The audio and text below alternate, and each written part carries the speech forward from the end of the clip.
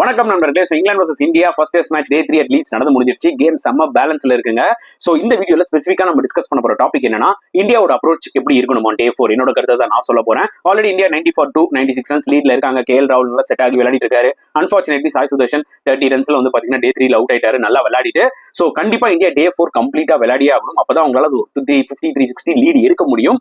And KL ராகுல் இல்ல kill இல்ல பண்ட் இந்த 3 பேர்ல யாராவது 2 பேர் ஒரு பெரிய 100 அடிச்சே ஆகணுங்க. ஃபர்ஸ்ட் இன்னிங்ஸ்ல நல்லா விளையாடுனாங்க பாத்தீங்களா, அதை கண்டிப்பா ரெப்ளிகேட் பண்ணியே ஆகணும். சோ டே 4 கம்ப்ளீட்டா விளையாடிட்டா டே 5ல ஒரு 20 ஓவர் ஆடிட்டு ஒரு 400-420 அட்லீஸ்ட் டார்கெட் கொடுக்கணும் மினிமம். ஏன்னா எந்த ஒரு டார்கெட் இருந்தாலுமே இங்கிலாந்து அதை சேஸுக்கு போக தான் செய்வாங்க. அவங்க ஸ்ட்ராட்டஜி அதுதான். அதுக்கு தான் டாஸ் வின் பண்ணா அவங்க வந்து சேஸ் பண்ணுவாங்க டெஸ்ட் மேட்ச்ல. புரியுது அவங்களுக்கு? அந்த பேஸ்பால் தியரின்றது ஒரு வரும். அவங்க டிராக்காக கண்டிப்பா விளையாடவே மாட்டாங்க. So India have to be little careful. ஏன்னா ஃபர்ஸ்ட் இன்னிங்ஸ்ல அந்த ஒரு ஆப்பர்ச்சுனிட்டி கிடைச்சது அவங்களுக்கு ஒரு பெரிய ஸ்கோர் அடிக்க. ஆனா லோவர் ஆர்டர் கொஞ்சம் சொதப்பிட்டாங்க. பட் இந்த டே 4 ரொம்ப ரொம்ப crucial for India if they want to win this test match.